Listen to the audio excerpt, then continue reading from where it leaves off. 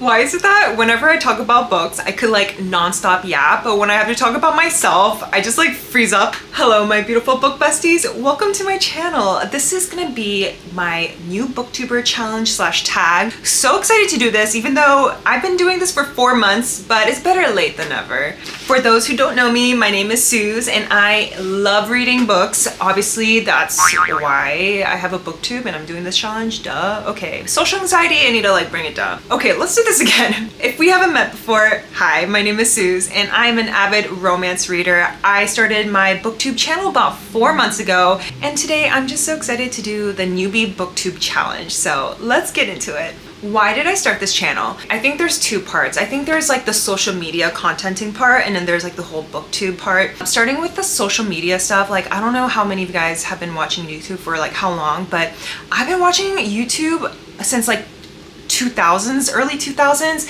Who remembers like Ryan Higa, Juicy Star, Elflower, Mac Daddy, like Michelle Phan, like the makeup and just like parody skit phase? Ever since then, I've been watching YouTube and how many times have I thought to myself, what if I had started a YouTube channel 10 years ago or like even 5 years ago or even yesterday? So last year I decided, you know what, I'm gonna do it. So I uploaded my very first video and I was like, I'm gonna see where this goes, because one thing I don't want to do later in my life is just regret that I've never done something I've always wanted to do. That's the first part. And the second part, why did I start this booktube channel? Well, I guess if it's not obvious, I love reading books. I love talking about books. And my number one goal with this channel, with all of my social media content, is if I can just get one person to pick up a book and just discover the joy and love of reading, just like how I did, that would just be, I could just die happy, you guys. For me, books have changed my life. I used to be so lonely. I feel I have a tendency to yap a lot, you guys, and overshare. There was a time in my life where I felt like I had 0 friends and I was so desperate. I even went on these Bumble BFF dates to try to find new girlfriends around LA. That was a good experience, but honestly, it was like a little bit stressful. But you know what wasn't as stressful?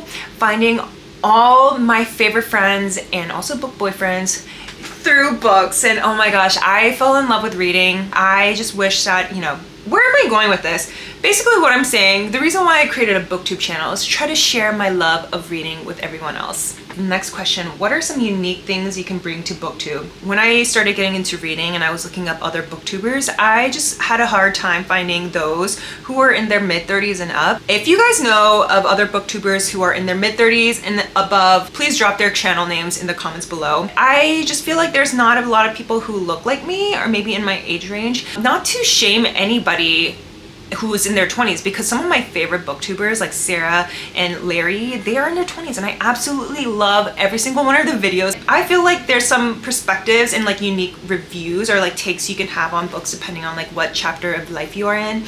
So that's me. Also, I'm neurodivergent, so I tend to be really unfiltered. I tend to overshare. I have unhinged thoughts sometimes. I like to just like be completely honest. So I guess if that's unique enough for you, then thanks for being here. What am I the most excited for with this channel? Okay, kind of like I was saying before, but I'm so excited to do something I've always wanted to do my entire life. And second of all, I am really excited to just tap into the creative side of my brain. I feel like through my work, I don't really get to do that as much. Like, I don't know, I'm just having so much fun learning how to use Final Cut Pro, even with like my book talk stuff, like trying to like learn and get better at editing each time. It's just like, I feel like I'm always learning and I love that. But I'm also excited to share some book recommendations and book reviews. Why do I love reading? Well, for me, is to escape all the shit I'm dealing with in real life. Like anything work stress, like stress with life. If I can immerse myself into a book, that's exactly what I want to do. In January of 2025, LA was basically all under fire. I was actually in that like, I forget, tier 2 or like the warning zone 2, where I had to pack my home and like be prepared to evacuate. I'm so grateful that I didn't lose my home, but during that time I was just like so stressed. I had so much anxiety. But that is also when I started reading Fourth Wing. Yeah, because you guys remember Onyx Storm came out last January. So before Onyx Storm came out, I was like, oh my god, I want to read through this entire series. And I am just so glad I did, because when I was reading Fourth Wing, I just felt like I was completely unplugging myself myself from everything that was going on in the world. Even if I'd like open my phone, it was just so much sad news after sad news.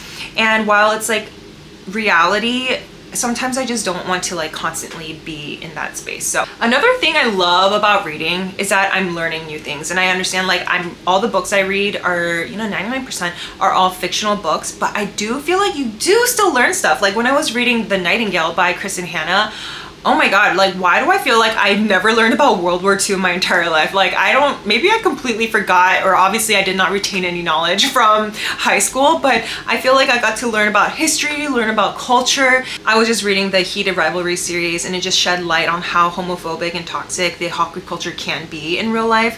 So I just feel like I appreciate that about books, because I am learning about things that I normally wouldn't have learned about. When did you start reading? I will spare you guys from my entire life story right now, but I read a lot when I was a kid. My favorite books were the Lemony Snicket books, the series of Unfortunate Vet, Harry Potter. I loved Ella Enchanted.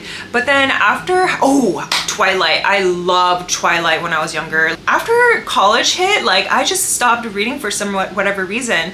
And I took about like maybe 15-year break. It wasn't until November 2023 when I decided to pick up my very first book, and it was just when I was randomly strolling through Target, like I always do actually, but I randomly went into the book section and decided, you know what, I'm gonna pick up 2 books, and the rest is history. What books got you into reading? So those 2 books that I bought at Target that time, the first book that I picked up was Scarred by Emily McIntyre, and also Emily Henry's Happy Place, which those 2 books I really loved. I feel like those 2 books will always have a special place in my heart. What kind of books do you like to read? I love romance. Everything romance. I love contemporary romance, and I love dark romance these days. Like I love the crazy unhinged, like taboo books, like Step Brother. Give me like, you know, I'm not gonna say some words because I don't want to get like flagged here on YouTube, but I love that kind of stuff. I also just, you know, honestly, I'm a trash panda when it comes to books, and I just completely read for vibes. Like, did I say a book is like really good? No, but did I have fun reading it?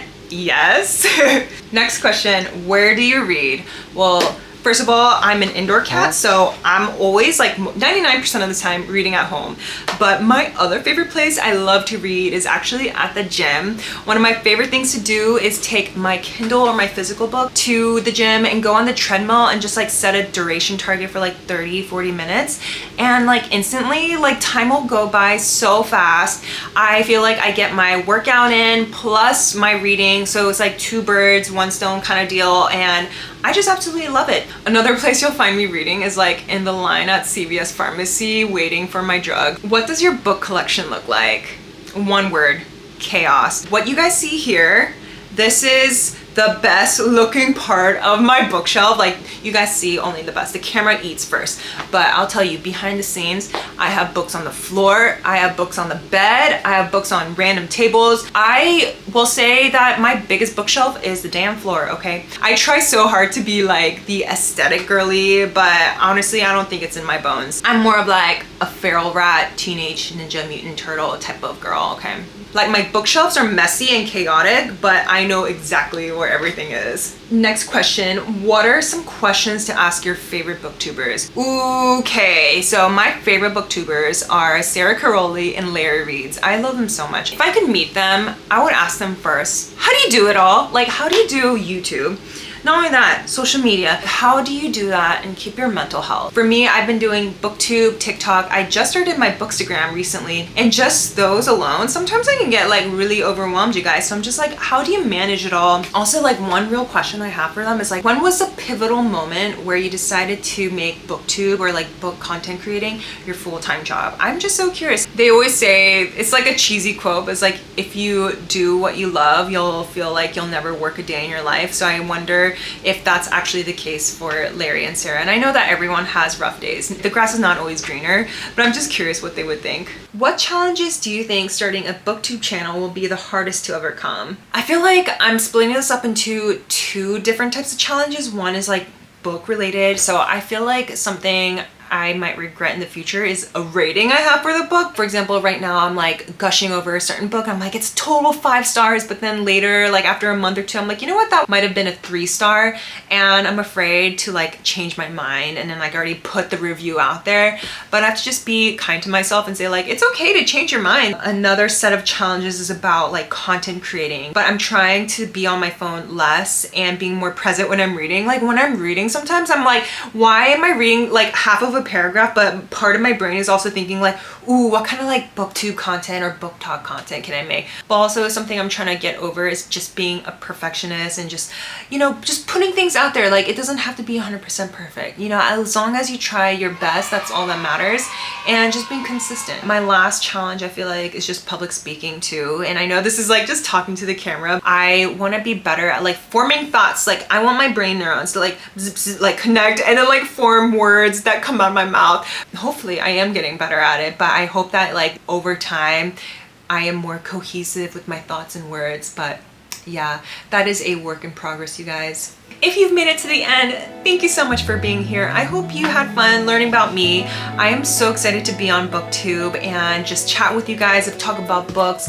I would love to hear about what you guys are reading. Until then, I will see you guys in the next one. Bye!